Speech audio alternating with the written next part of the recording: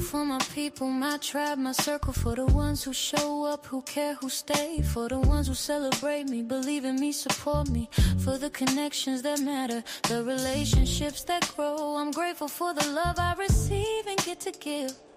My tribe is my greatest blessing.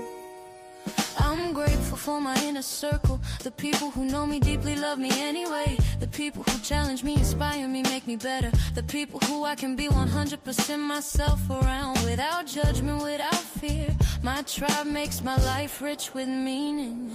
I'm grateful for the chosen family I've created, for the people who feel like home, for the bonds that were meant to be, for the connections that were divinely arranged, for every conversation, every laugh, every moment. My gratitude for my tribe is endless. I used to think I had to do life alone. I used to believe that asking for help was weakness, but my tribe showed me that connection is strength, that community is beautiful, that I'm more powerful with my people. I'm so grateful for them. I'm grateful for my tribe. They're my lifeline. I'm grateful for my tribe. I'm grateful for my tribe. They're divine. For the people who love me unconditionally, I'm grateful for my tribe. So beautiful, my life is richer because of them. I'm grateful for my tribe, my everything. Thank you for being in my life. I'm grateful for my tribe. You make it right. I'm grateful for my tribe.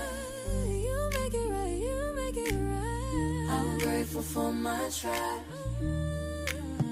My tribe brings out the best in me. My tribe makes me feel like I belong. My tribe reminds me that I'm not alone. My tribe is my greatest gift. I'm grateful for every single person in my circle.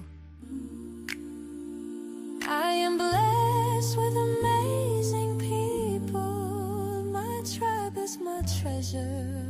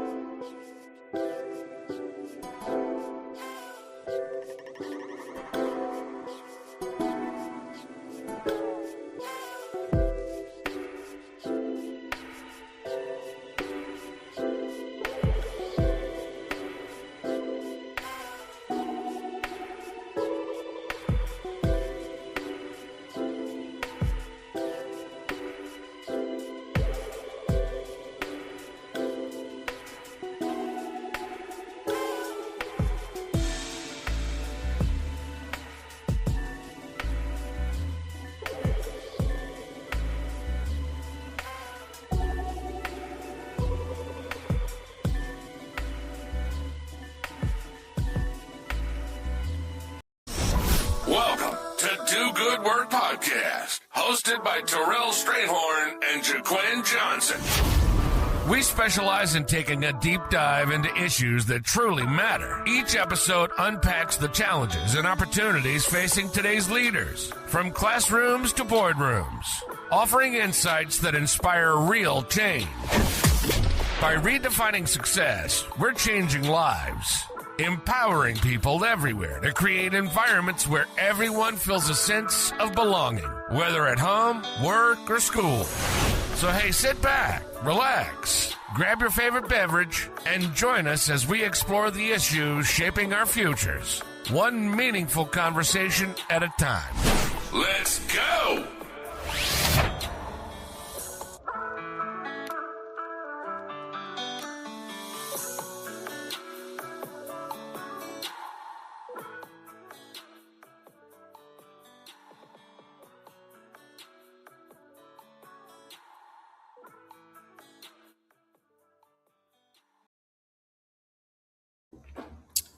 Welcome to each and every one of you. Happy Sunday to you. And thanks for tuning in to yet another episode of Do Good Work Podcast. I'm your host, Terrell Strayhorn, and I'm looking forward to what promises to be an exciting episode tonight. And so before we get into too much more, I want to make sure that you will help us help others. And so if you don't mind, like, share out on other episodes. On other platforms. Let them know that Do Good Work Podcast is going live. We are live in the studio. We are about to start the show. Happy Sunday to you. It is August 16th. Let me see if I can adjust this downward just a little bit here. All right. So it's Sunday, April. No, it's not April. Let's go back forward a few months. August 16th. And we're going to get into tonight's episode. We got a great show for you, and I'm looking forward to all that is ahead. I want to share it out on X. We're coming to you live tonight on Facebook, LinkedIn, YouTube, X, and we will then certainly have this on Spotify. So help us let folks know. If you can go to any of our platforms, either Terrell Strayhorn or Do Good Work, you can see it there. You can share it out, or you can write your own post and share. Again, we're going to get into a really exciting show tonight. But before I get into a little bit of what I want to discuss before we have some guests tonight. So tonight's going to be a fun show because we got guests to join us. But before they get here in just a little bit, I want to make sure that we are able to cover a couple of things. And so like, share out. You can see I'm doing the same every single week. It is multiple devices, trying to be sure that people know about the show. All right. So what I want to do now before we get into too much further is to start with our game. Those of you who are new to the show, new to the platform, thank you to our recent followers. I cannot thank you enough. Thank you for following us. Love and light to each and every one of you. If you have not already done so, I invite you to also go like and share. How do you do it? You go to YouTube and type in my name or type in Do Good Work or TLS Talks. You'll see where you want to be. Click the subscribe button. Just go to this YouTube, click subscribe. If you want, click that bell for the notification. And that means anytime we go live, you'll be notified through however you set up your YouTube. But most importantly, please, sir, please, ma'am, please, person, go to the channel and subscribe for us, because it's the subscriptions that open up more opportunities to deliver even better shows and better information and segments to you. And I want to make sure that you know that. Now, tonight, what we're going to get into is college is supposed to be a great time. Special shout out to my place of employment, Virginia Union University, where today we welcomed our incoming first year students. We had several programs on campus for them, their orientation, getting them accustomed to, college life and all of the demands of college. And so this is that time of year where people are moving in, they're getting ready for their college year, and lots of faculty, staff, students. It takes a whole village to anticipate their arrival and get ready for them. All right. Now, in college is supposed to be, as I said to the students on our campus today, college is supposed to be a time filled with challenge, filled with successes, filled with fun, filled with, good times and, some challenges, quite frankly. Either way, that's what college is. And so some colleges are taking steps to make sure that their students have a good experience. And we're going to talk about tonight, college in that first year, what some colleges are doing to make sure that their students have what they need to be successful. And that's one. And then we're going to talk about issues of mental health, because that's an important piece to that story. So I don't want you to go anywhere. I don't want you to skip over anything. And then we're going to take a break, do one of our songs. Got a great song for you tonight. And then we will be coming back and welcoming some guests who will be joining us in the studio tonight to talk about a really important project and a development. And so I'm looking forward to that. And then we will probably close out with a little lightning round with them, and we'll be done with the show for tonight. So you're not too late. You can still tell folks, tune in, join, grab something, meet us here so that we can really get into tonight's show. That's what we're going to get into. Right after this break, I'm going to come back. I'm going to talk to you about this opening issue, and then we're here. You're watching Do Good Work Podcast. I'm your host, Terrell J'Quen. Thank you for tuning in. Don't go anywhere. Just remember, go like and subscribe, and we'll be right back. Hey fam, want to know how to subscribe to the channel? Well, let's get started. First, open your web browser or the YouTube app on your phone or computer. If on a computer, type www.youtube.com into the browser bar. Step 2, find the channel. In the search bar at the top, type Terrell J'Quen, or simply visit my channel directly at Terrell J'Quen Step 3. While watching a video on the channel, click the like button. It tells YouTube this content matters, and it helps others find it too.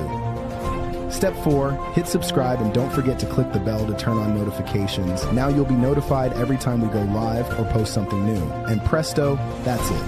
That's all. Thanks for being part of the community. Like, subscribe, and I'll see you on the channel. Continue to do good work. What does it truly mean to do good work? It's not just about excellence. It's about making a real difference. Do Good Work Podcast explores how impactful work can transform lives and communities.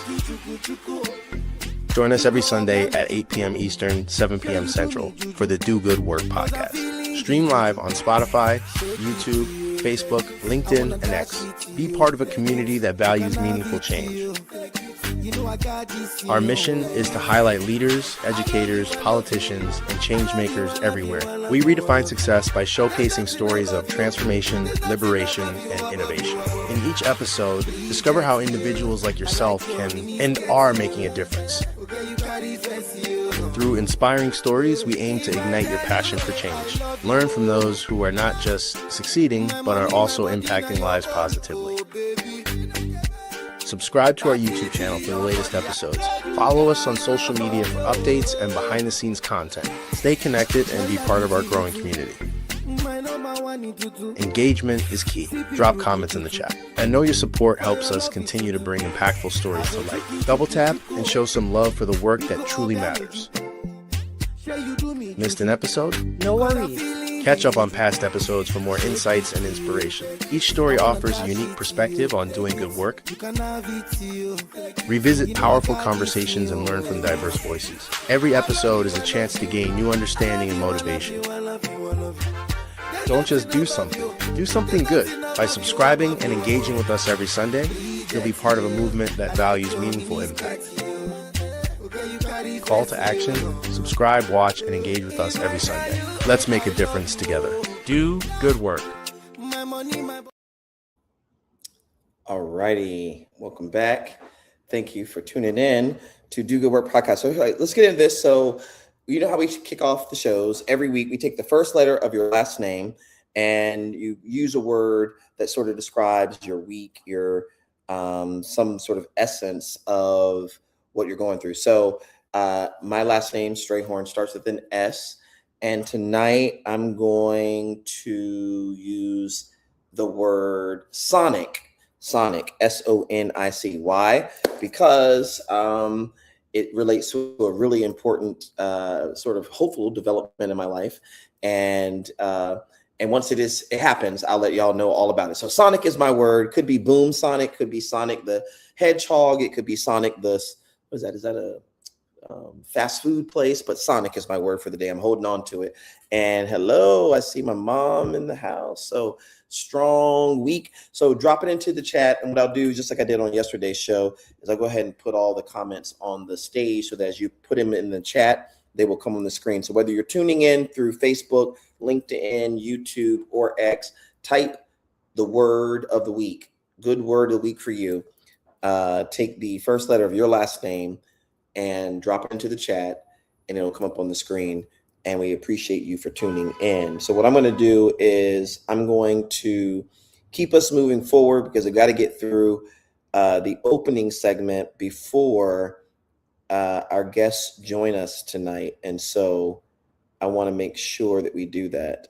And all right, so I've shared across platforms. I see the numbers are looking great and strong. All right, so I had mentioned in the opening sort of segment that one of the things that we're going to talk about tonight is the importance of college. So, college, let's talk about it. College is that time of year where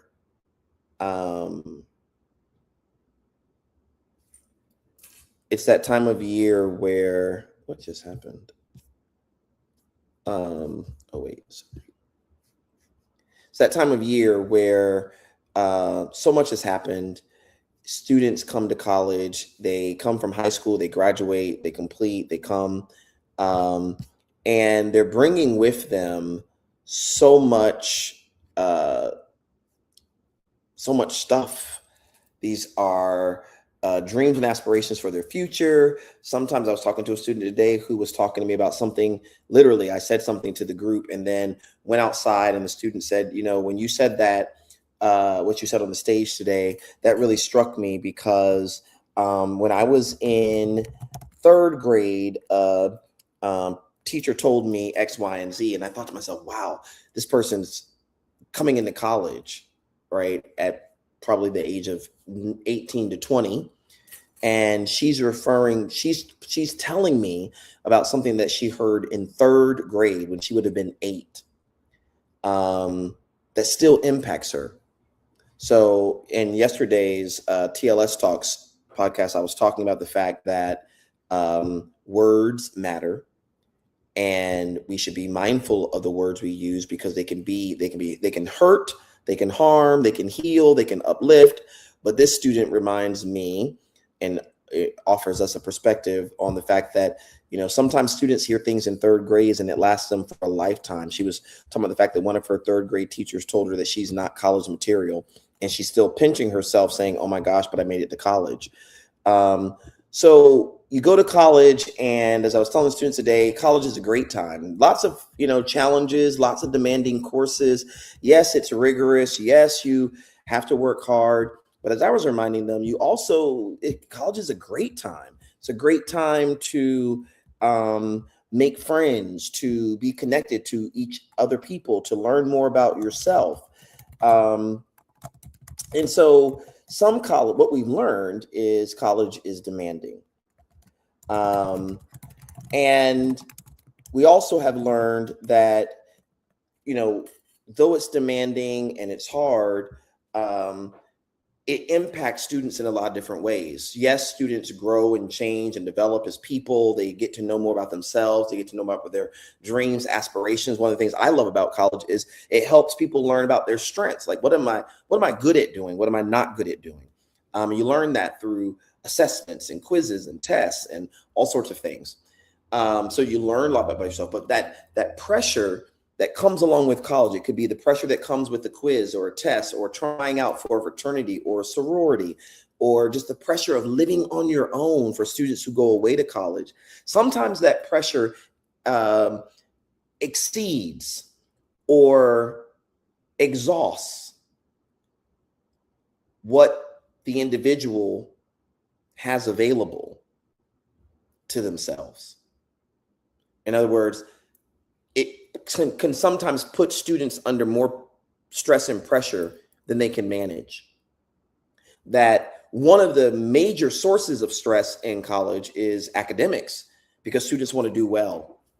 And so many people talk about, you probably have heard these terms like the freshman 15, which refers to the fact that when students go off to college and they have access to the residence halls and the dining halls and food plans, you have access to food around the clock, a lot of students consume. They're consuming sometimes out of being nervous. They're consuming sometimes out of being stressed. Sometimes they're just consuming because it's available. Consequently, the average freshman, first year student, puts on somewhere about 15 pounds in that first year. I remember, I've seen pictures of myself. I have to find one for you. Of my first year, I did get thicker because, I mean, you're eating more, you're in the residence halls, it's so cool, it's so fun, you put on weight. Freshman 15 refers to the weight that many first year students gain because of that independent living, having access to food, having access to the residence halls.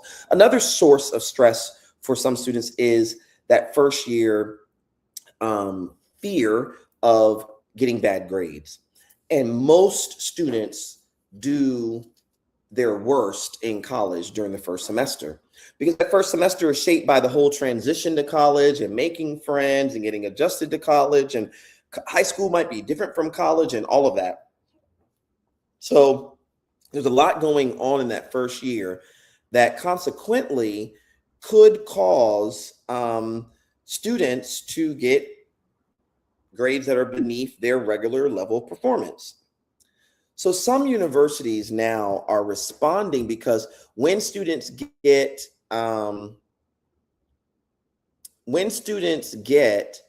these grades that, you know, come along with you know, having college courses that are harder than your high school courses, sometimes being challenged to take courses in college that were not even available in your high school, which is a thing, by the way.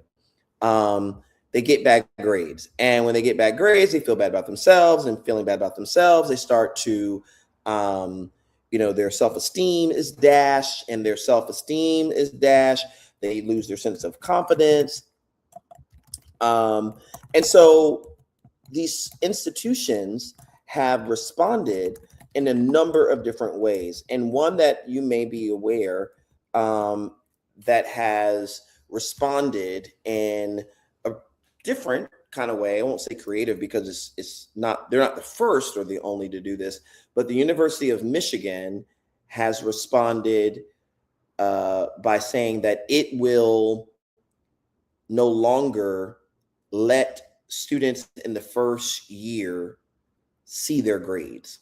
So the University of Michigan is a major research university, a top ranked, highly ranked university in Ann Arbor, Michigan, has decided that incoming students, we're talking about the first year students, their grades will be masked. And consequently, by masking their grades, they're doing this for a number of reasons. And I want to talk to you about that because I think it's a really interesting point. And that is that as a, highly ranked, university, it has taken this step because, one, you can't stress about those things you can't see. It's not that it's not going to give them grades. Sorry, I'm trying to get this thing to do what I needed to do. It's not that it's not going to give them their grades or that they won't have grades. There have been universities that will say, hey, in the first year, because grades are so important, it's a source of stress for students. We want students to do well. We want them to be healthy. We're not going to have grades. We're going to do just a pass fail kind of thing. There are universities that do that. There are some universities that even waive kind of that first semester, like, hey, you're going to come to the college in the first semester. We're going to let you get adjusted to college. You kind of don't have to declare a major. Those kind of things are going to be minimal. Those expectations will be minimal. And then later, what we'll get you to do is like think about what will you major in and so forth. But then some institutions, the University of Michigan being one right now, is thinking really hard about what can we do to help students really manage that first semester. We're going to talk about that in a second. And then make sure that they are managing their health and well-being and stress during that semester. If we know from research, some of which is my own, that first semester matters. and that those grades are a major kind of source of stress. Students want to know how they're doing in college. I remember being in college and wanting to know, like, okay, if I take a math course, if I'm taking a science course and we're 1 week in, we're 2 weeks in, before you get to the point of progress reports or final grades, you want a sense of how am I doing? Am I doing well? Am I on track for A? Am I more on track for B? And so grades become important. But once you get a C or a D, sometimes that can be such a major blow to one's confidence and sense of self that it's really difficult to recover after that. And so what we've seen in the college student well-being and mental health research is that all too often, these institutions where that happens, students get these bad grades. And when I say bad grades, it's not like, you just pass, you fail your first quiz or something like that. And it's, look, they're in college, so they're capable, they're smart. They just hit a rough patch. And what we've learned is that sometimes students will end up there and get that grade and they'll never recover. It'll take them forever to fully recover from a bad grade. So places like the University of Michigan have really decided that they're going to mask these first semester grades. And what it means is first year students will instead see pass, no credit on their first term transcript beginning fall of 2027. And, the policy starting fall 2027 means that, let me see if I can put this in full view for you all, is students will receive pass, no credit on their first semester transcript, right? And they're doing this because campus leaders are saying that the goal is to really help students adjust to college. Give them time to adjust to the demands of college without the penalty of a grade and without feeling like they either passed, got an A, or failed, got an F. Encourage exploration. So a lot of students don't explore. They don't take certain credits. They don't take certain minors or other electives because they've picked up a message. I've got to major in this and to major in this. I've got to have these courses. I've got to do well. I've got to get an A. There's so much pressure that is on them and pressure they've added to themselves. But this policy at the University of Michigan is also designed to reduce fear that one low grade will sort of have long-term consequences, that one low grade will keep them from ever being able to get into a major of their choice, or one low grade, they won't be able to recover from it. And then ultimately, the university officials are saying that this policy change will support mental health and well-being for students, and that there's research, again, like I said, some of which is my own, that connects mental health and well-being to positive grades in school. So the mental health context is this. We have to remember that 18% of college students report severe depression in the 2024-2025 Healthy Mind Study. Many of them said in that year that they suffered from some form of a depressive episode or depressive moment. And so depression can happen in college, period. But in that first semester, there's a lot of pressure because you're adjusting to college. You're trying to feel accepted. We're going to talk about it tonight with tonight's guest about belonging. Belonging is critically important in that first semester. And so the University of Michigan's policy starting fall of 2027 to say, hey, look, let's lighten the load a bit by removing the A through F grade and giving them pass, no credit.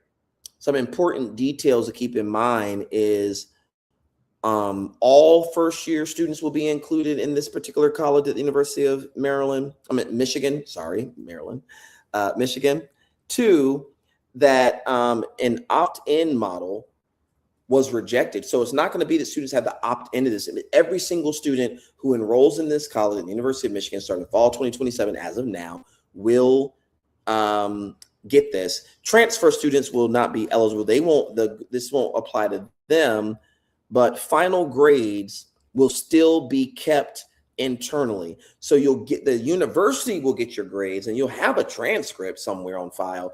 But what the student will see largely is going to be this pass, no credit, sort of masking of those first semester grades.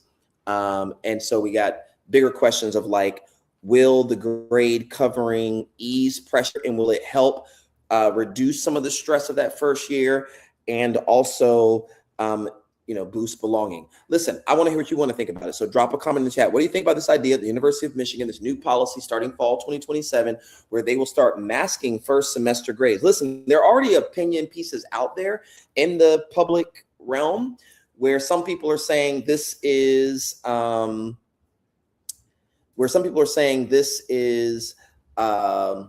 coddling students. It's making college too easy. College is supposed to be demanding, and in the demands of college, you're going to have grades. And so, don't do the pass, no credit. Some people are supporting this policy, saying it's a good way to make sure that students can adjust to the first year demands. There's no major pressure. They're not picking up, imagine being that first semester, first year of college, and you get an F, or you go to class and you get a D. Some students internalize that to the point where they start thinking they're not college material. They'll never recover. They can never get on the dean's list. And so this is a policy. It's a great experiment. We'll get to see, to the extent that it actually gets implemented in fall of 2027, we're able to see, does this have any impact on students? Until that data is available, I want to hear from you. So across all of our platforms, Facebook, LinkedIn, YouTube, X, drop a comment in the chat. Feel free, one word or more. Tell me what you think about this policy. We're going to take a quick break and a song. When we come back, we will be live in the studio with our guests for tonight. I'm so excited to have these students. Well, they're going to talk about who they are today. But when I met them, they were all graduate students at the university or at Rutgers University who were working on an important project all about belonging. We're going to talk about it in just a moment. Don't go anywhere. You're listening to TLS Talks. Listen, do me a favor, run to this channel, like, subscribe, hit the notification button, and so that when we go live, you'll be the first to know all about it. And after this quick break, when we come back, we'll be live in the studio. Thanks for tuning in to Do Good Work.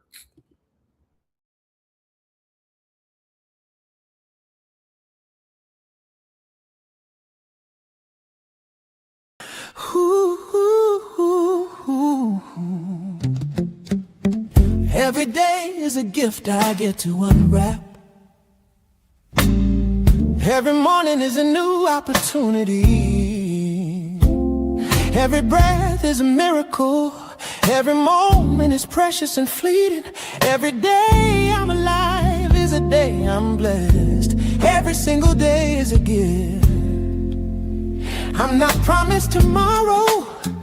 I'm not guaranteed next week. All I have is today, and today is enough.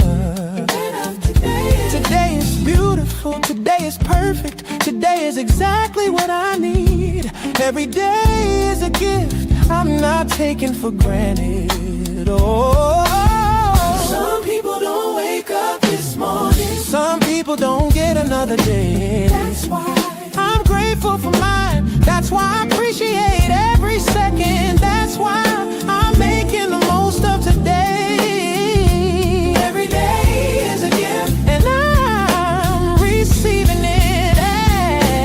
Every day brings new possibilities. Every day brings new blessings. Every day is a fresh start. Every day is a chance to be grateful. Every day is a chance to grow, love, and live. Every day is a gift. Oh,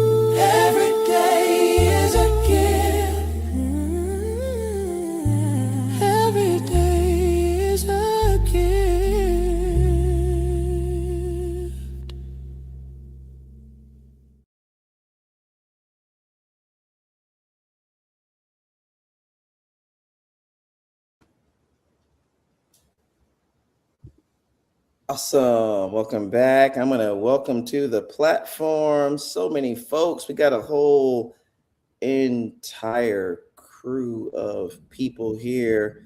I want to welcome Victoria and Sophia and Brittany and Emily in the house. Hello. Welcome to Do Good Work Podcast. How are you all? Amazing. Fantastic. Awesome. Having us. Listen, thank you for being here. And to everyone who's out there, yes, I love it. We got some folks enjoying the song Every Day is a Gift. All right. So, listen, we got a lot to cover. Before you came on to the show, I know some of you were in the backstage. And so I know you probably heard my opening segment about the new policy at the University of Michigan, where they've decided that they will mask grades for first year students, especially in their College of Literature and, forgive me, University of Michigan. I don't remember the whole name. Anyway, but and we suspect that might roll out from there. But so before I get into some major introductions, just so I can put a pin on that and move us into this, what are your thoughts? Do you have any thoughts about this policy? Do you think that it's what do you think it can do? I mean, the university has been pretty explicit that they're trying to address mental health and well-being for students and really bring down the pressure of some of the stress of that first year and make students feel supported, cared about, and ultimately, here it is, drum roll, belonging. We're going to come to that a little bit later, but let's just see. If you don't have a comment, it's okay. I'm just going to put a period on it and then move us forward. But I'll say, Victoria, how are you feeling about it? I feel I'm kind of in the middle, honestly. When I first heard it, I was like, oh, wow, this is cool. If I was a freshman, I would be really down for this. But they're doing it for the whole year, correct? Yeah. Yeah. So the whole year is when I'm like a little iffy on it. I would understand like a first semester, just doing a trial run, getting the students acclimated to campus and everything the campus has to offer for them. But when it comes to the whole year, I fear that could start encouraging the students to develop a habit of, maybe not putting too much effort into their work and things like that.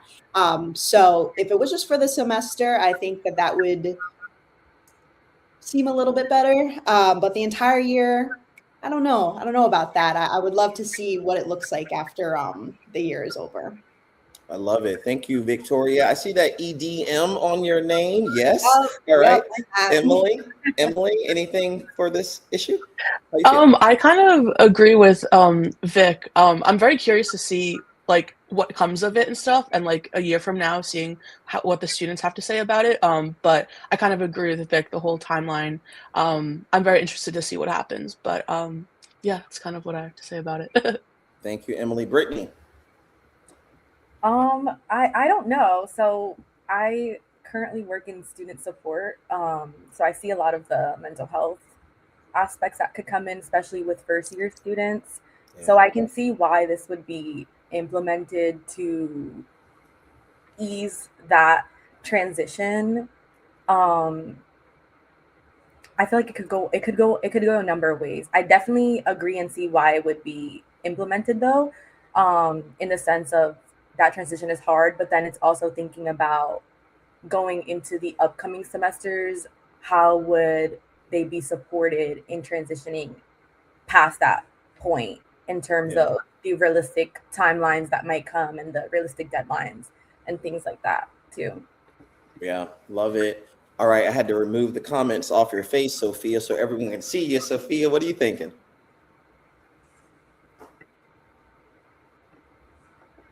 Uh-oh, I can't hear you. Can you all hear?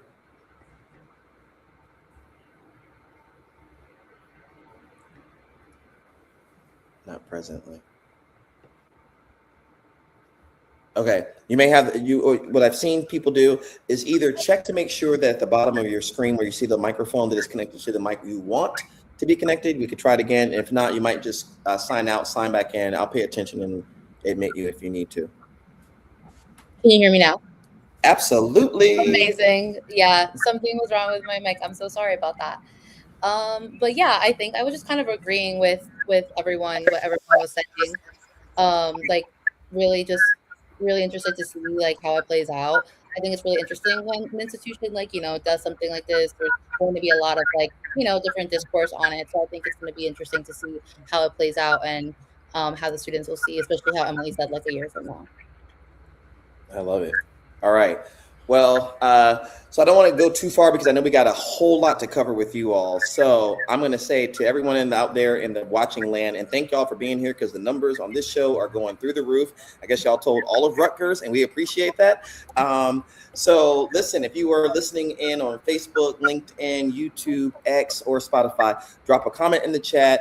I will put it on the stage so that it's not writing across Victoria and Sophia's face, but we're going to get into it because we've got a second issue we want to talk about, and J'Quen's joined us now. So to kick us off, I'm just going to give the floor to each of you. We'll go in opposite direction. Tell us who you are, what you do, and we'll start there. So tell us your journey, a little bit of who you are. You don't have to make it so short, but who you are and what you do. And then we're going to get to how we all first met, and then definitely get into the incredible work that you've been doing. I'm going to start with you, Sophia. Yeah, so hello everyone. Thank you again for having us. So my name is Sophia Parra. My pronouns are she, her, hers. I am a student affairs professional who recently graduated from the College Student Affairs program at Rutgers University in New Brunswick. And in that program, I had the pleasure of being the graduate coordinator for student centers and event services. And I did a lot of work with supervising student staff. I helped with events in our student centers, and at Rutgers we have 6 student centers, so it's definitely a lot of events and event services, event planning, and all of that. I also did some work with campus programming. I advised some student organizations. So I'm really involved in the campus life and overall just student life, and that's kind of what I hope to aspire in as I look into my first role as a student affairs professional. Awesome. All right, Brittany. Hi everyone, my name is Brittany Marugo. I use she, her, hers pronouns. I also graduated from the College Student Affairs program at Rutgers University in New Brunswick. I currently serve as the Student Support and Engagement Coordinator at University of Delaware, specifically working out of the Wilmington campus. So I will be supporting some students in the Flex Pathways program at University of Delaware, which is a program that accept students into getting their associates and then hopefully moving into University of Delaware's Newark campus and then earning their bachelor's degrees. Some of my work at Rutgers included working in the office of the Dean of Students, Advocacy, Outreach, and Support. And I worked primarily within case management and then general student support too there. And I also got to do my graduate internships with the Educational Opportunity Fund program, which I really love because I'm an EOF alum too, and also within campus programs too, doing some programming and co-advising Rutgers' Programming Association. And I am very happy to be here, so thank you for having us. Absolutely. Welcome, Sophia. Welcome, Brittany. Now, Emily. Hi, everyone. My name's Emily Dolan. I use she, her pronouns. Like everyone else just mentioned, I just graduated from the College Student Affairs Master's Program at Rutgers University in New Brunswick. While I was there, I was a grad coordinator for campus programs. So I basically advised our student programming board, as well as did a bunch of large scale and small scale programming. And then currently, I actually just got hired as the program coordinator for evening and late night programming at Rutgers University Newark. So I'm excited to join the Newark family now. But yeah, no, in that role, I'll be doing a lot of evening and late night programming, really building that programming aspect up on that campus and stuff like that, and also co-advising their programming board as well. So I love programming, love what it can do for students, and I'm sure we'll go into more of that when we chat. But yeah, no, happy to be here. Thank you. Absolutely. Welcome, Emily. Last but never least, Victoria or Vic. Yeah, Vic or Victoria, whatever you prefer. I use she, her pronouns.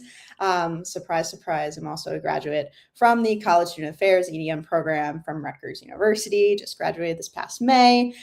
These 3 girls have been my rock throughout the entire program. So I'm very grateful to be here sharing this moment with them. Throughout the program, I served as an assistant residence life coordinator, dealing with supervision of resident assistants, working with programming throughout them, ensuring that our residential communities are well maintained and upkept. I had also served as a NODA intern at the Cal State University Fullerton out in California. Worked with their orientation team out there. I also worked in the leadership development, co-curricular and leadership development department at the College of New Jersey as well. And then I also just got hired back at Rutgers, New Brunswick as a residence life coordinator. So I upgraded in that area, essentially doing what I've been doing the past 2 years, but on a professional and full-time level. And we just started RA training today. So I'm a little tired, but I'm pumped to be here.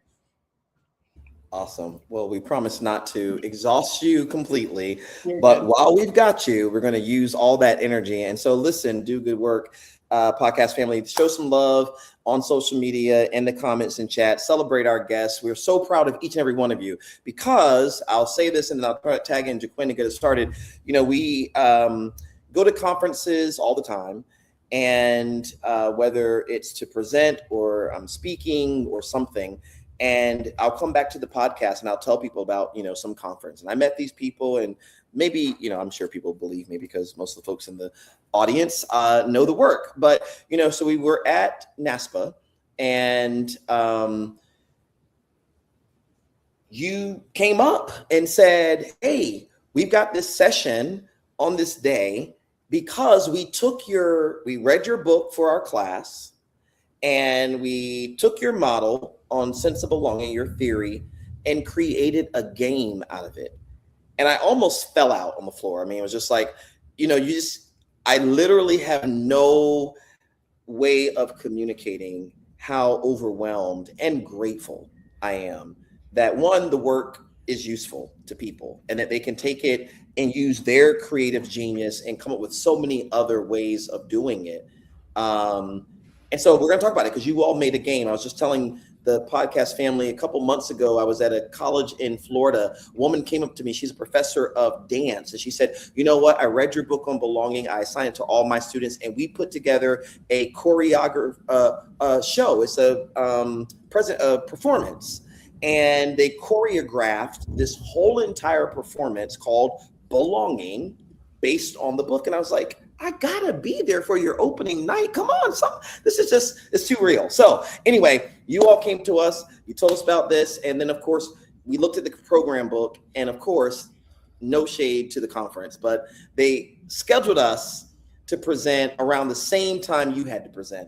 And so we had to knock out our presentation and then run as best as we could over to yours. We got there for the tail end of it, but we wouldn't dare miss the opportunity to bring you to the show, for you to talk with folks about the work you did so they can meet you, hear about your future. So again, I know on behalf of J'Quen, myself, and the entire Do Good Work team, thank you all for being here, and thank you for the work you've done. J'Quen? Yeah, I appreciate you all being here. So let's jump into the first question. Tell us a little bit about the class, the assignment, and how you chose a board game for your project. Anyone can pick up and go. Yeah.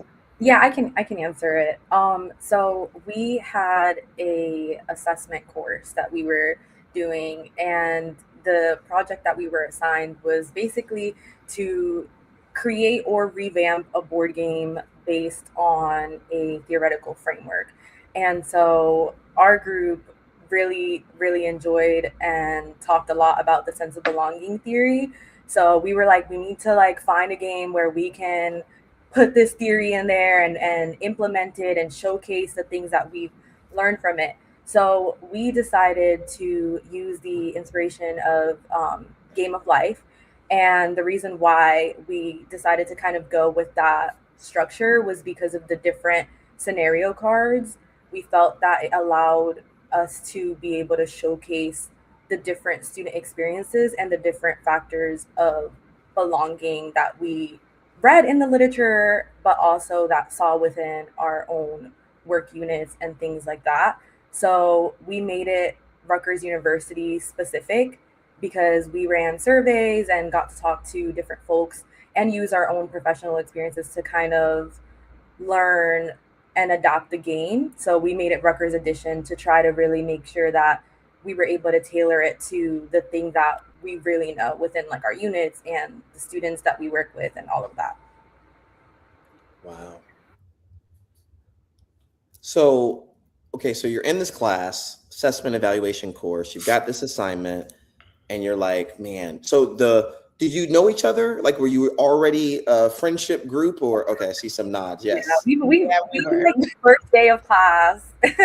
We did every single group project together for the entire 2 years. So we knew as long as we got to pick each other, we kind of picked each other just because from the intro class that we had, we got partnered with each other by coincidence, and we ended up just really liking how each other worked. We started in groups of 2 and then somehow ended up doing a group project in a group of 4 that first semester. And then we were like, yeah, this is we work well together. We do good. We all have we're on the same wavelength.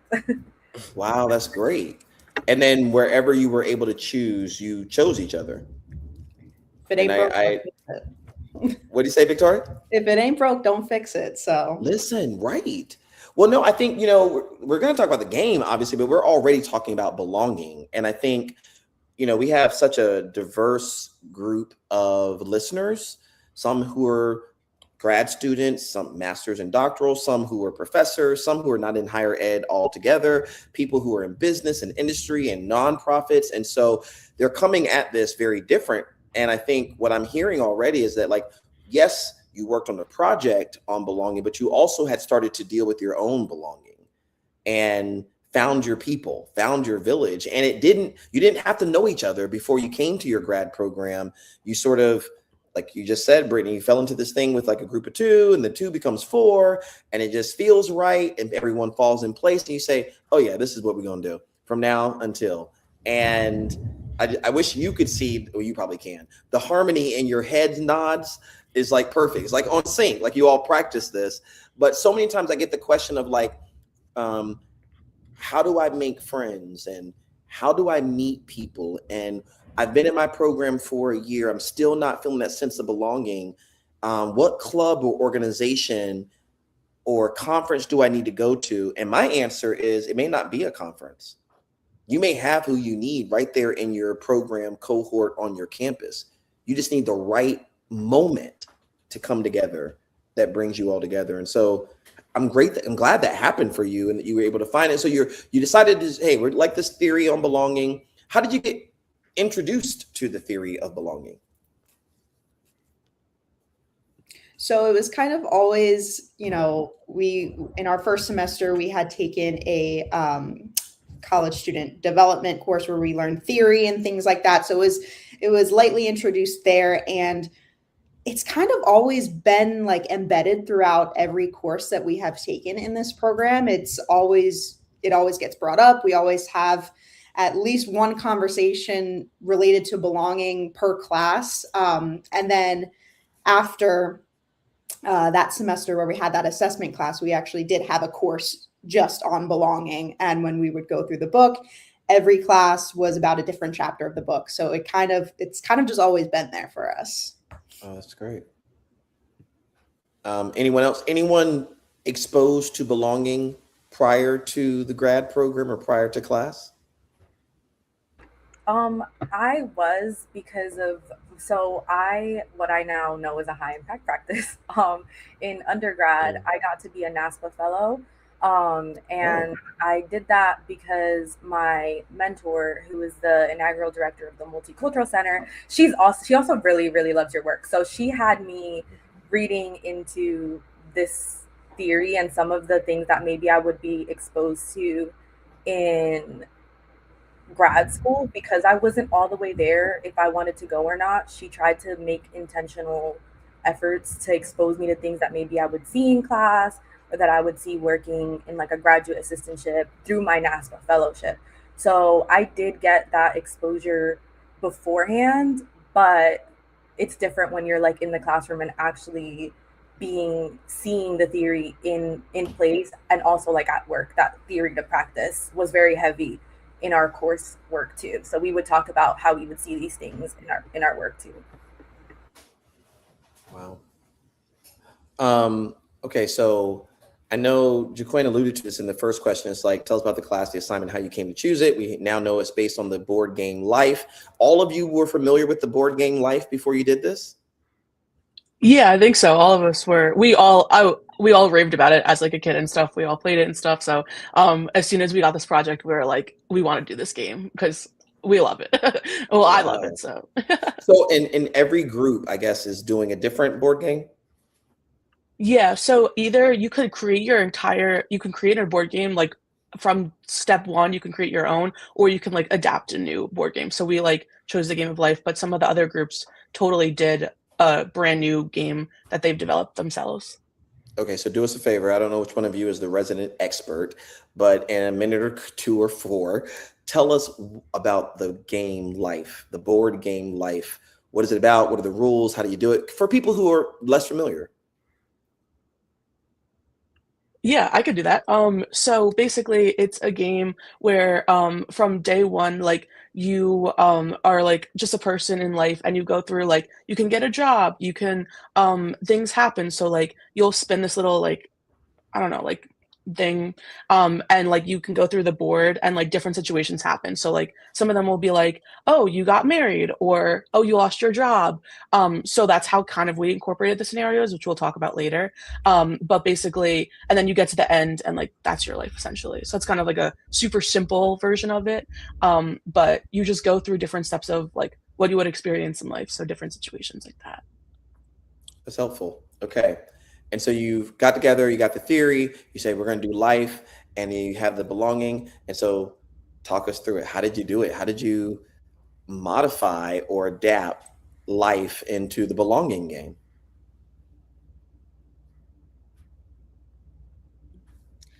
Yeah, so I would say we definitely, when we started, like, going through the game, we definitely had some prior, like, like instructions from our professor about kind of how to, like, really develop the game, and really like that part of like the testing, and like, the part of, creating that sense of belonging. I'm so sorry, my dog is barking. Um, but yeah, so I think really, I'm so sorry. I don't know if anyone else wants to take over what I was trying to say. I can jump on, so if you're good. Like that. I'm so sorry. No, it's You're okay. good. So don't worry. But yeah, so kind of Soph was saying because so basically we got this assignment and our professor really helped us a lot in the beginning, kind of just bouncing off ideas. We had like weekly meetings with her, kind of just going over like what theory we wanted to use, how would we want to do this project, etc. And this was also the first year that she's done this project in her class, so it was a lot of trial and error on like both of our parts essentially. So we kind of from day one, we used the Rutgers Makerspace. So essentially it's this place where you can go and create literally anything you want.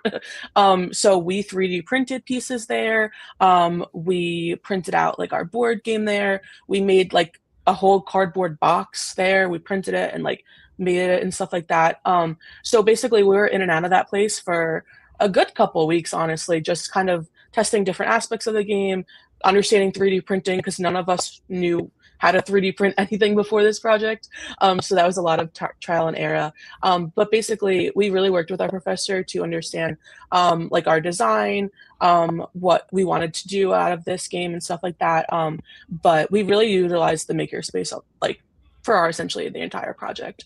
But yeah, if anyone else wants to add anything, but Yeah, we kind of used the makerspace a lot. yeah, that definitely for sure. I think our professor helped kind of guide us in a sense of being able to see how we could implement the things that we wanted to showcase, because I think one of the things that we kept circling on and having the same conversation about was how to show the student experiences through the game. So Game of Life, because it has those different scenarios, for us we were like, we want to be able to utilize that factor to show the student experiences. And because we have 4 different kind of, Sophia and Emily, maybe similar functional areas, but because we have those different functional areas, when we were talking about the design of the game itself, it was more so like, how do we put these experiences that maybe we're seeing students have that we're learning about in class and show that through those play cards. So how do we also show those student identities that we've learned about, because we went through all the different sections of the sense of belonging theory, which talks about different student identities. So how can we showcase that in a game? Because when we chose the game of life, it was like we went back and forth with a couple of games. We weren't just like, aha, game of life. Like, no, we went through a couple of games.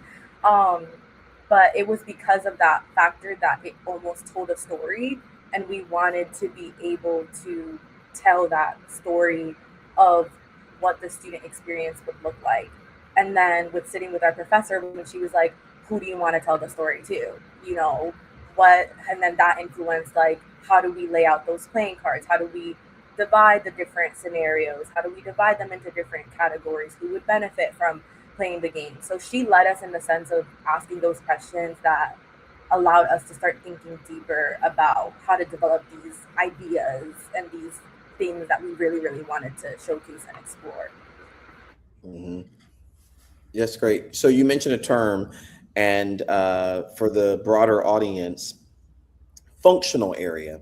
And so I was looking off to the side because I typically go to CAS, the Council for the Advancement of Standards in Higher Education, for the authoritative voice on this. And as of today, CAS has 50 standards, which means it has identified 50 different functional areas. So people might say, hey, I work in higher ed, I work in student affairs. And you're like, well, what functional area are there? There are things like academic advising, public safety, student activities, housing and residence life, multicultural programs, student leadership. So when Brittany was saying that Sophia and Emily have different functional areas, they're talking about, or I'm sorry, somewhat similar, but everyone else is different. Some people work in higher ed and aspire to work in housing or residence life. Other people might want to work in student aid. So you're working on this game, your instructor's really helping you design this. And so I don't know if there's anything else you want to share, anyone, about like how you went about the mechanics or the architecture of building the game, but would love to hear what were some of those scenarios you came up with. Yeah, I could talk about that. Oh, yeah. Like, I think we're good now. So sorry about that. But we definitely took inspiration from our initial survey that we did. And so essentially we surveyed the students in our functional areas. And so, you know, in that student support and student activities and in Res Life. And we surveyed these are like the students that we worked with. And we got some, you know, we asked them like some questions like, have you found sense of belonging here at Rutgers? Like, what are you involved in? How has that helped you like find that sense of belonging? And that really helped us really start like make the framework of the game. Then we started really thinking based on those scenarios kind of, or based on the responses that we received, kind of going on and started making scenarios. And so we knew that, you know, at the end of the day, belonging isn't linear. And so there are a lot of different parts of belonging. And so definitely we added some, you know, good scenario, like some like positive scenarios of, oh, you met up with you met someone at a conference and then they invited you to a coffee chat, or you started a coffee chat, you know, move up 3 spaces. Or maybe it's, oh, like you didn't pass the test that you had and like that really big exam, you know, move down a couple of spaces. And so really like based off like those scenarios that we received, that we started overall receiving, we made sure that we included different sides of belonging. Ultimately, we made sure that the scenarios that we made were a part of those 7 core elements of the sense of belonging model and theory. And so, you know, belonging is related to mattering, time and context, like, you know, you know, the best 7 core elements. And so we really made sure that, Say it again. yes, those scenarios that we picked overall had, you know, were related to the 7 core elements of the sense of belonging framework. I mean, good grief.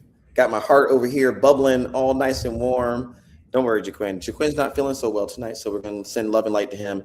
I'll balance this out, and then when I get my cold, you can take it and run it one week. Not too much. I gotta get a second. 2 things. One, I'll start here is you mentioned that you used a survey to collect data from the students at the school.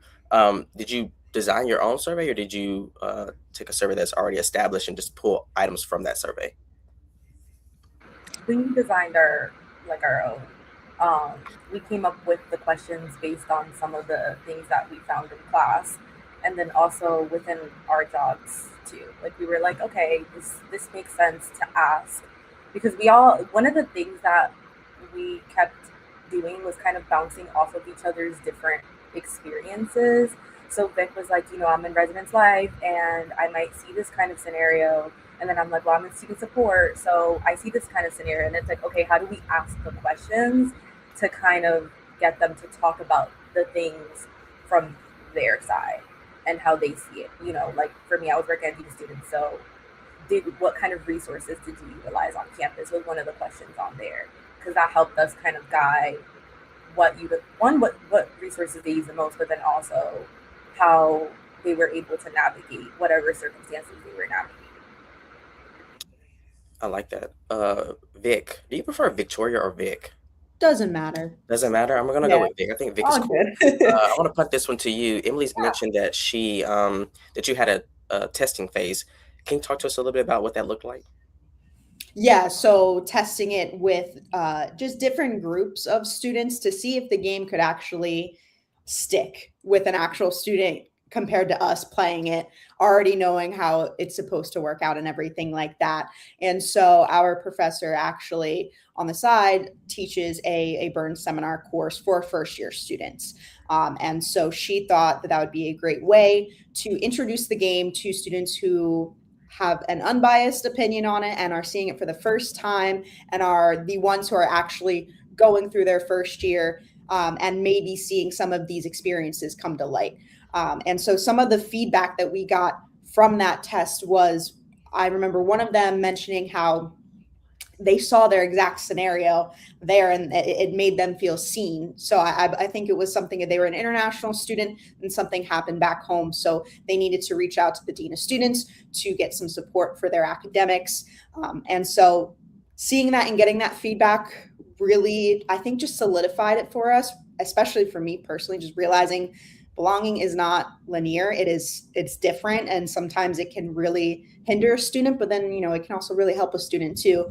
And I think, for my own area, working with students in residence life and the RAs specifically, belonging begins differently for every student. So you think about residence life, one of the biggest compensations for that is that free housing aspect, right? And so that student is kind of forced to be placed in the setting of belonging because they need to fulfill that basic financial need, because it supports them, compared to maybe Emily's students. She oversees a programming board. Maybe they're joining that because they genuinely just love programming. And so that is they're finding belonging based off their own personal interests compared to something like a basic need. Love it. And kind of go ahead, Emily, please. No, I just wanted to add something to Vic's point. The testing phase was actually really beneficial, not only for the scenarios and getting those real life experiences, but also the physical board game itself. One of the changes that we made from the first prototype to our final product was we have little knight characters, because we're the Scarlet Knights. So we made all of our little pieces knight themed, but we got a lot of feedback from when we first tested it that they didn't stand up. Which something we just didn't catch transparently when we made our first type. So when we made our final product, we redesigned them so they stood up. So not only that testing phase was crucial, not only for our scenarios and getting that student experience, but the physical aspect of the board game too. So we just took a lot of feedback from that testing phase. So it was it made our game so much better. Yeah, I mean the feedback matters, and I can see how it helped refine some of the scenarios. I want to ask a question about the scenarios, but so that I can sort of understand where we can go with some of the questions in the time we have remaining. No, I'll go with the first one. I'll come back to that. Ultimately, I'm going to ask you, I know you're all working, doing things. I mean, it's incredible. We're sitting, oh, wow, look at that. We got Dr. Freeman in the house. We have, 4 recent graduates, all with their masters, on the podcast with us tonight. And so I know the whole entire world is just so proud of you, where, most people nowadays, we have data coming out of yes, the U.S. Department of Education, but lots of different data centers right now suggesting that the number of individuals earning bachelor's degrees is starting to curb, plateau, or decline. And we already knew that relatively few folks go on to ever earn a graduate degree, starting with their master's degree. And still today, less than 2% or about 2% of people in the country get a doctoral degree. And so for you four to be, we got a large chunk of those who go on and get it. And so I just couldn't be more proud. But I know that you're working in different areas. It may be where you want to be, but what does the next 5 to 10 years look like if you can see that far? If you're not going to go to 10, go to 5. Like, if you think about the functional areas, or even if you don't see yourself in higher ed, what would your next, if not your dream job, your next job, next opportunity kind of look like, that area or that field? And I'll start with you, Emily. Yeah, so I actually got like honestly my dream job right out of grad school. Like I love my job at Rutgers Newark right now. I can't read about it enough. But it's all in programming. So I'm the coordinator for evening and late night programming. And honestly, from when I was an undergrad, I saw how beneficial programming can be for students, whether you're a part of the program board while you're just going to events and stuff. But I just saw like firsthand how amazing that programming can be. So transparently, I would love to stay in that realm of programming, student engagement, advising student orgs and stuff like that.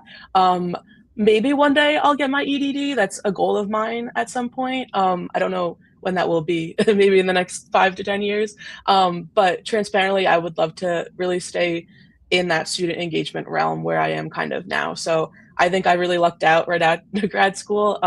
But yeah, I just love programming and really seeing students be super creative with what they can do. So that's where I am. Thank you. That's awesome. And so we heard, Sophia, you're next. You heard you're in a similar kind of functional area or something? Yes. So I'm very interested in student activities, programming, events, really just anything that has to do with student life and, campus activities. I'm still in the job search, so I'm definitely looking in for that first entry level role in that field and in those like working, supervising students, advising students, helping make programs happen on campuses. That's ultimately what that first dream job will be. I also am considering, down the line, maybe getting my EDD as well. And so that's definitely something that I have thought about. I think that right now in the present job search, really just looking for that and then, essentially moving up in that world and, hopefully being a director one day. That's definitely a goal of mine. So yeah. That's awesome. Well, you know that J'Quen and I are going to support you in this, so we're going to do it right now. Your geographical reach, because people who have jobs watch our podcast. And so what kind of job listen, everybody's got a job in campus activities, student activities. We highly recommend Sophia. So are you looking for a particular geographical location? Any kind of restrictions we should know about? They should know about?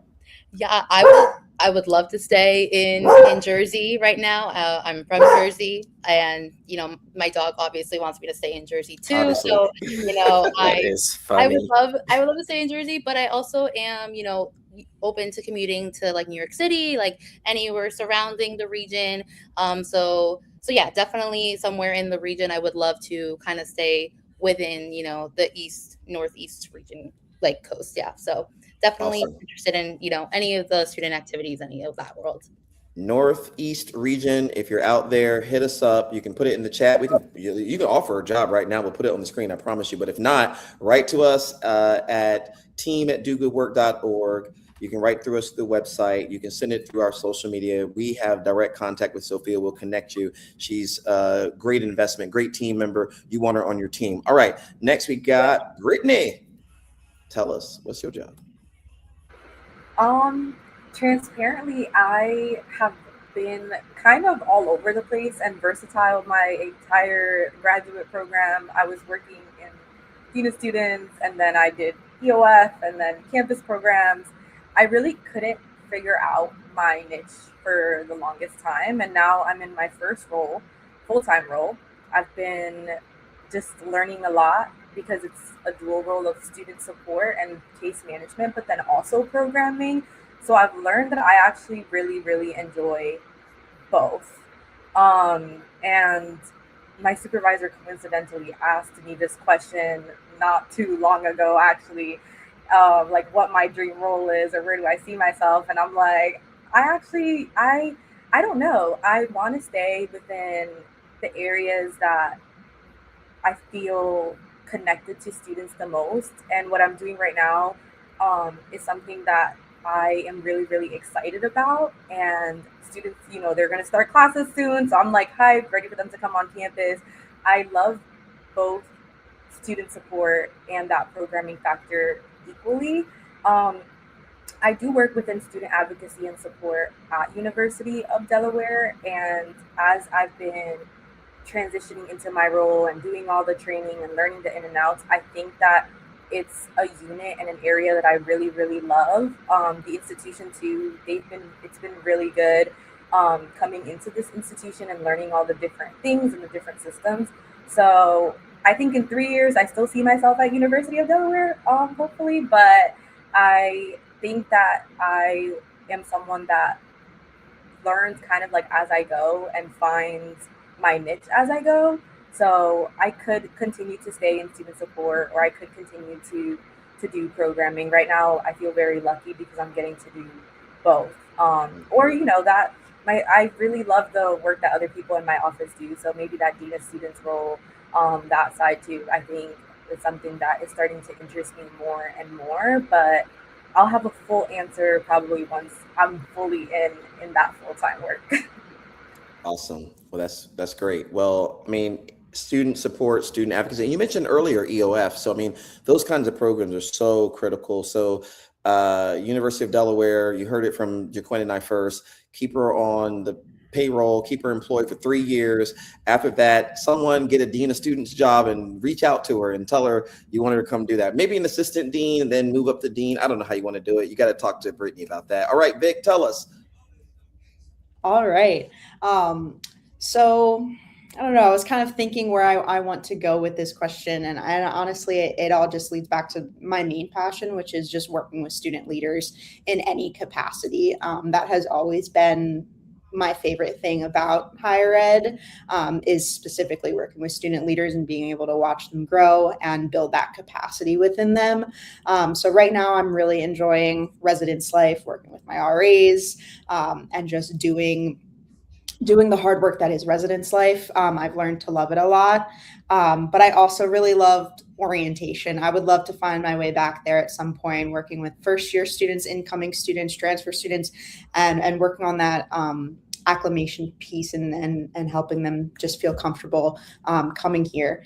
And I also always say I feel like I'm just going to be a lifelong learner. So I could see myself getting probably a million degrees, and just continue just learning a bunch of random stuff, just because I enjoy it a lot. And then end goal in higher ed, I would just love to keep working my way up in leadership positions in higher ed. Hopefully maybe one day working in like the overall like VP student affairs type of role, things of that nature. So honestly, anything with student leaders, I love it so much. Yeah, that's great. And your main work right now is with the RA as the student leader. Is that right? Correct. Yeah. So I'm in residence life. Yeah. So a resident assistant, for those who are unfamiliar with that term, RA, not always called a resident assistant, sometimes resident associate. I've seen so many different names for this, but that's exciting. Okay. So what's I going to ask you? Oh, okay. So my second question was about these scenarios. All right. So you shared some of them.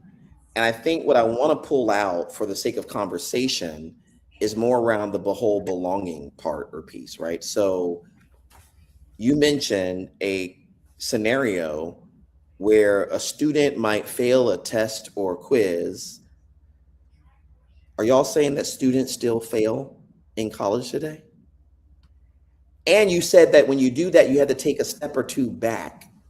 Why back? Talk to us. Like, what is it? Because you're right, from a belonging standpoint, what is it about failing a test or a quiz that can set a student back? I think that it has a lot to do with, maybe studied up like really hard. I know that we have some scenarios too where you study really hard, and maybe you're studying with peers, and maybe you found a group and everything, and then you fail it, and you're like, you start kind of stressing out there too, in terms of, stressing out over the exam, like stressing out over, do I belong in college? Like, do I belong in this space? And then also it can kind of go too where, now that you maybe failed an exam. Now maybe you can't make as many plans with your friends anymore, or maybe you have to dedicate more time. That kind of leads you, like, you can't go to like club events and things like that on campus, and that can also kind of start deterring your belonging and that in that realm. And then that's kind of why more of that step back, because you're not feeling like you belong after that scenario happened, if that makes sense. Perfect sense. Anyone else? I was telling our students today at our orientation, because it was, oh, never mind, we're recording. I'm screaming. It's just interesting. My colleagues would understand my sentiment. If you've ever gone to an orientation and just observed, it's interesting, the messages, not so much what people say, but like the mindset they're working from. So I've been to orientations. This is not the one I went to today, but I've been to orientations where people will say, and you've probably heard it too, look to the left, look to the right. 3 of you won't be here in the next couple of years. I'm like, who would tell people that on their first day in college? Secondly, you say things like, now this, I did hear a little bit of this today where, okay, get ready, because first year of college is really hard. And, it's not a matter of if you're going to fail a test or a quiz. It's just a matter of when you're going to fail a test or quiz. And I was like, geez, my gosh, they haven't even taken a class yet, and we've already failed them. I understand the sentiment, and the reality is the data's clear. Many of them will likely experience something like that. I'm not sure that's exactly the message that we have to say today. I'm not saying it is or isn't. I'm just saying it was interesting to observe. And so what I didn't know until you all mentioned about it tonight is, like, when a student takes a quiz and they fail it, it's exactly what Sophia said. Failing the quiz is one thing, right? You get a grade. It impacts your overall performance in that moment. But the other thing it does that is far more detrimental, because it's invisible and psychological, is it can become embedded in your mind. That if you're not careful, you fail a quiz and you start thinking you are a failure. That you think, oh my gosh, I failed this quiz. Now I'm going to fail the test. Now I'm going to fail the class. I'm not college material. I should just eat worms. That's how it typically goes, And who gets in the way to say, wait, calm down. It's just one quiz. The instructor is available. Tutoring is available. Your peers are available. Look, you got some feedback. You can work on this feedback and get better. You can get a better grade on this. And it takes those in student support and advocacy, I would imagine, Brittany, to do this work, those in academic advising. And everybody's not going to go see their academic advisor. So some of them will be living in a residence hall and bump into Vic or an RA or hall director. I mean, it takes a whole village to really get in the way of these messages. So I appreciate the fact that your game also helps us realize that getting a bad grade can be a setback in terms of belonging, more than just the grade, also psychologically. All right. Anything here, J'Quen? Yeah, I want to go back to what we talked about earlier. I mean, we mentioned about University of Michigan and the College of Literature, Science, and Arts not reporting students' grades in the first semester. Again, we just kind of said it right here. Once a student fails a test or exam or quiz, whatever it may be, or an assignment, they may internalize that they don't belong in college. So, granted, we don't know the data yet for Michigan. We'll get that after whatever they report it, but it could possibly be a good thing, right? Yes, I know some people will say that some students will be unmotivated to do well. We're moving from academic excellence to competency, which I don't think that's a bad thing at all, because students are adjusting to the life. So I think that, once you've, in the Michigan standpoint, if you fail, for sake of conversation, a test, and you internalize that, like, oh, I'm not good enough to be in college, or now I'm not I don't know, understand math, so forth, it can hinder them psychologically. But I think that if you go into this thinking like, all right, listen, I'm not going to get a physical or a letter grade here, it could probably, help them with resilience and grit in that first semester, which is what they would need moving on in college. Yeah, I think it's going to be interesting to see. And I'm sure that someone connected to the University of Michigan has already thought about this. If not, I'm sure that someone connected to the university watches or the podcast live or afterward. And so thinking now about those research questions and making sure they're setting up opportunities to study this group, which will become a cohort, up against another cohort. I'm glad I said that word. Will be interesting for those of us who just wonder, like, does the one research question is, does concealing one's grades buffer against these mental health and well-being kinds of issues? And I'm glad I said that way, because earlier in the show I was like, yeah, I think this got some, but listen, have you ever, not in your master's program, because y'all killed it, y'all all got your master's degree, and I know you got straight A's all the way through it, but think back to a time, or think about a student you work with. I know that I have been in academic settings where I know I was not doing well. No instructor had to give me a grade. I just knew I wasn't doing my best. I knew I wasn't hitting the mark. I knew my discussion boards were late. I knew my assignments were raggedy. So like, you didn't need to know much more. Even if they concealed the grade from me, I just knew I was not firing on my high level. And so I think too, for people who are saying like, students need to know their performance and they need to know if they're doing well and if they're struggling. I think those who are really not doing well, they'll still know internally, like, I need to reach out for help. I need to reach out to Brittany. I need to reach out to Emily. I need to go to see Sophie. I need to go talk to my RA and see where advising, whatever it might be. I don't think that's going to get in the way. What are your thoughts? I think that something that just popped into my head that would be interesting is, in those courses where, all the grades are being hidden and things like that, are the professors still providing feedback on certain things, or feedback on their overall participation in class, encouraging those students to sort of turn their class into more like a seminar, a discussion type of thing, just so the professor is knowing, are these students getting it? Are they understanding what I'm talking about? Or are they just sitting here and just pretending to understand what I'm saying? So I'm really interested in sort of that feedback aspect, in how, the student can know internally if they're doing well or not. They can feel it in themselves, but is that professor letting them know, at least, you are getting it? You're like giving them that validation type of thing. So I would be really curious to see how that pans out. Yeah. Anyone else? I know Brittany, go. No, I was thinking about your question, because within being a graduate student in student advocacy and support, but then now, even in my role now, students, a lot of the times they do know when they are struggling. I do think that sometimes there is hesitation with that asking for help factor. And sometimes things like that negative grade or something drastically impacting their academic abilities is what ends up being that point that brings them into offices like the one that I'm working in now. So I'm kind of a little bit all over the place with students asking for help, and also with that ability of knowing, because there are a lot of students out there who do struggle, but they will struggle silently.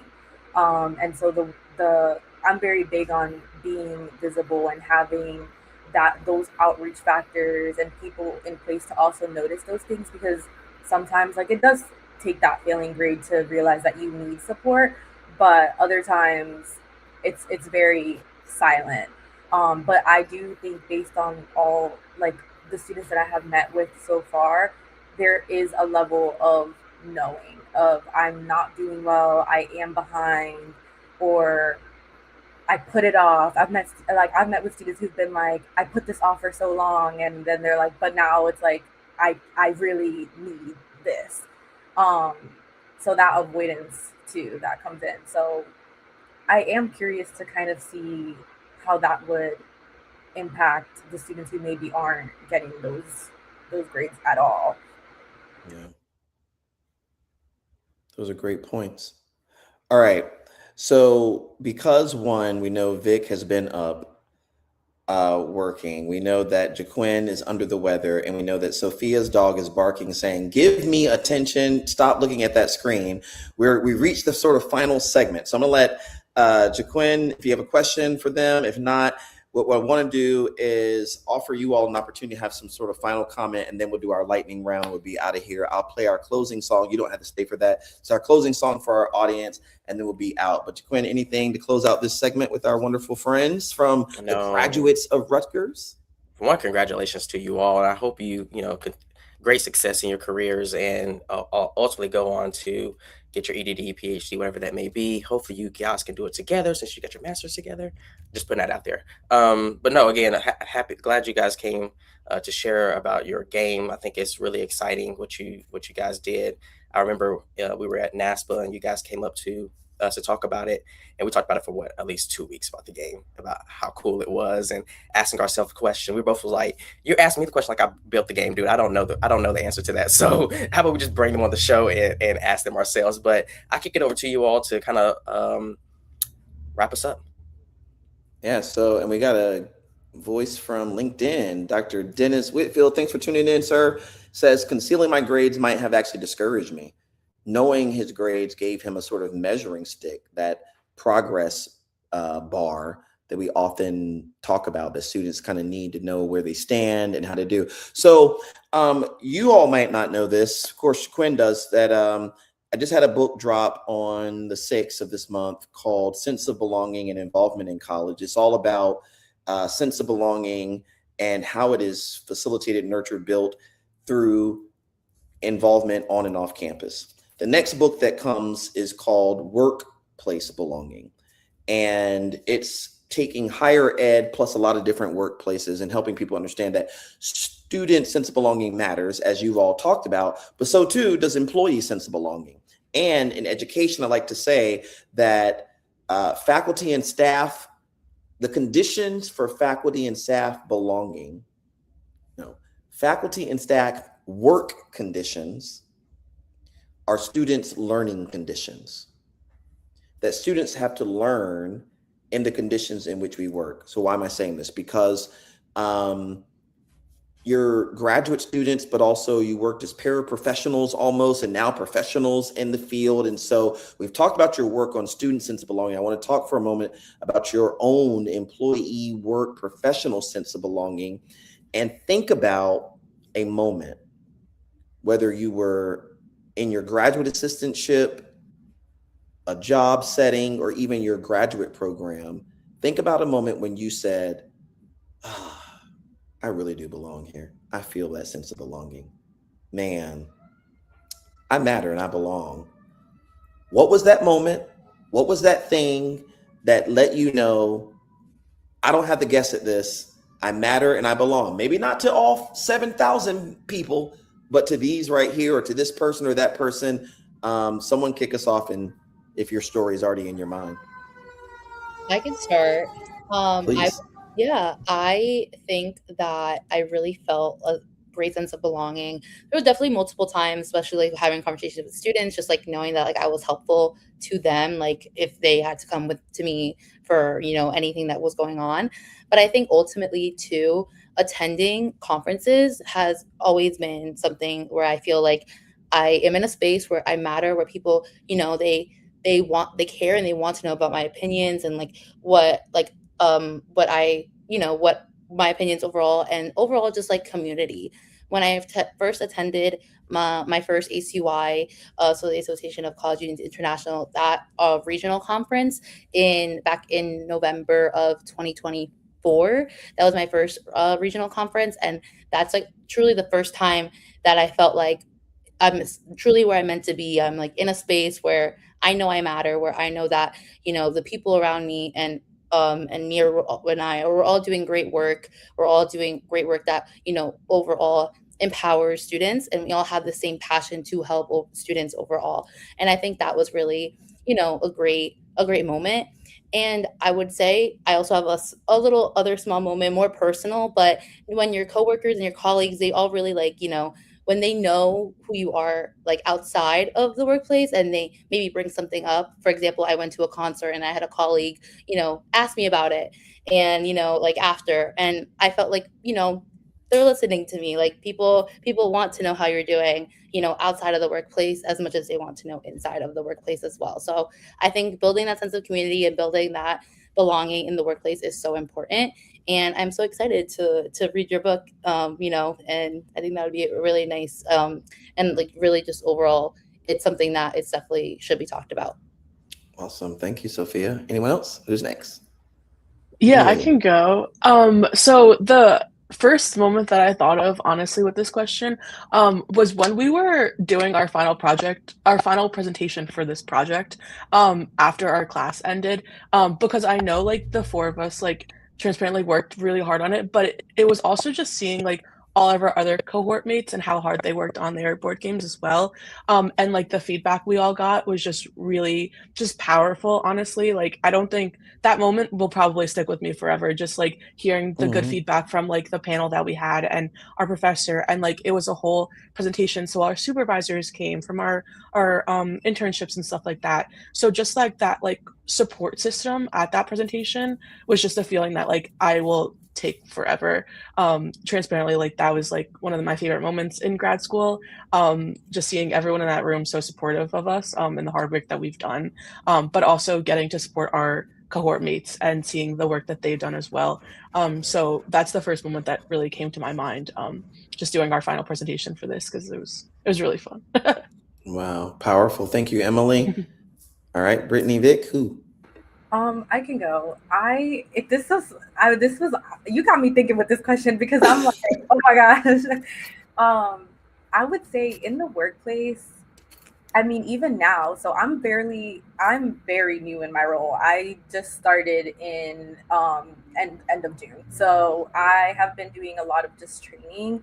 But my colleagues have really made it a point to connect with me and pour into me.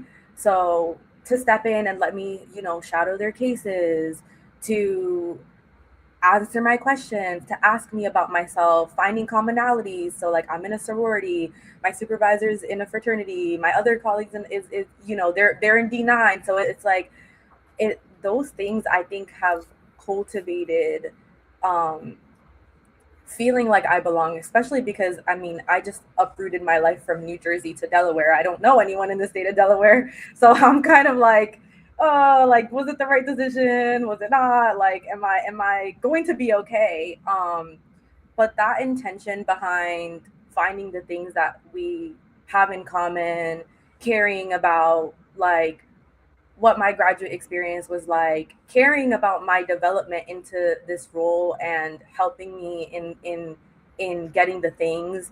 And even like recently, like my supervisor, he said to me, he was like, I know you just got out of grad school and this is your full-time role. Trust me, I keep that in mind. I'm like, oh wow, like I feel supported, because I feel like some of the experiences that I'm having, like learning about taxes and learning about health insurance plans and things like that, are things that maybe could deter me or make me feel like, oh, like I don't really know what I'm doing because I've never had to do this before.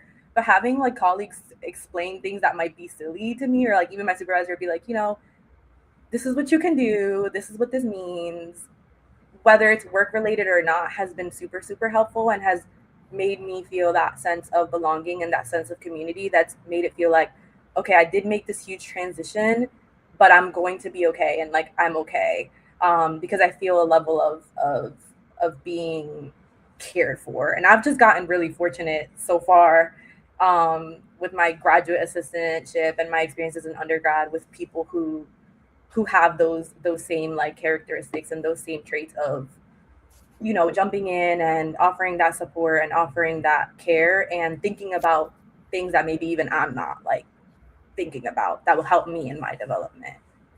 That's awesome. That's a good point. Yeah. Vic? Yeah. So when thinking about, when I did feel that sense of belonging for the first time, I thought about just my entire graduate experience and how special it was to go through the past 2 years with such a small cohort. Our cohort was only 9 people, compared to previous years where it was upwards of like 20, 25, things like that. And just the fact that every single one of us, we were all so different in terms of our previous institutions, where we came from, overall, just backgrounds in general. Our current graduate assistantships were all different as well. Getting those different perspectives and things like that. But one thing remained the same, which was we all sort of had the same why and why we're here, why we're doing what we're doing. So I think that there's something really special about having all these different experiences being so different, but still being centered and grounded in the same reason why we're all here and why we do the work that we do. It just makes me feel good. Shout out cohort 16. But yeah. Yeah, I love it. All right. Well, my goodness, what a great show. 832. What are you talking? Are you going to do that? Not y'all trying to tell me how to do the show. Okay.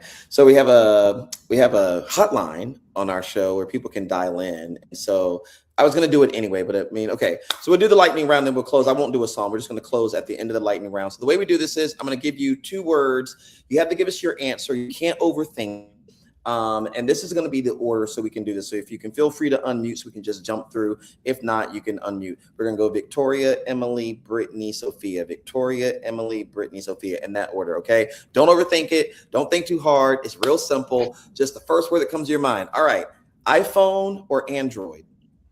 iPhone. iPhone. Ocean or mountain? Ocean. 1000%. Ocean. Early morning or late night? Early morning. Late night. Ooh. Coffee or tea? Coffee. Look at y'all. Last one. Here's what it goes. I just made this one up. All the rest are standard. But ACPA or NASPA? NASPA only because I've never been to ACPA yet, but I will go yes. Well, both. Okay, yes. NASPA. Also because, NASPA. definitely. I should have been PR trained. Yes, that's absolutely fine. What will happen is J'Quen and I will reach out to y'all. We're going to all go to ACPA. We'll put in a proposal all together to go to ACPA. You'll figure it out. Listen, friends in Do Good Work Land, clap. Let's celebrate our guests for being on the show tonight. Thank y'all so much for being here. It's been a jam-packed night. We could not have done it without you.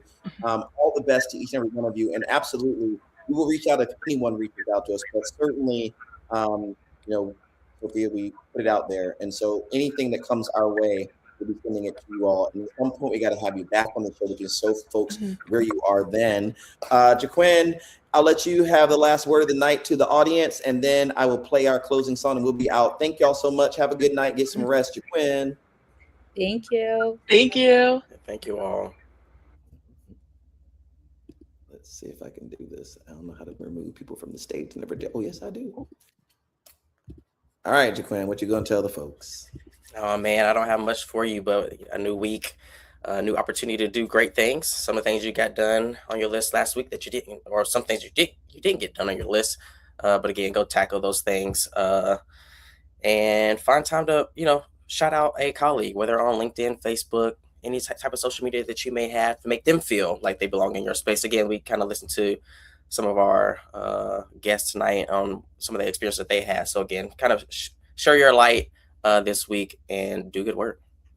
Absolutely. All right, everyone out there, take care. Have a good night. Thank y'all for tuning in. We'll see you next week. Do Good Work Podcast. We're out.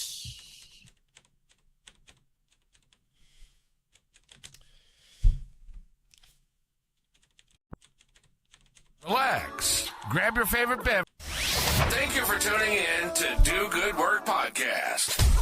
We hope you found today's conversation informative, uplifting, and insightful. Don't forget to like and share this episode with your networks. Follow us on social media at Do Good Work on X, formerly Twitter, for real-time updates, behind-the-scenes content, and so much more. Until next time, friends, don't be afraid to do something, but do something good. Do good work.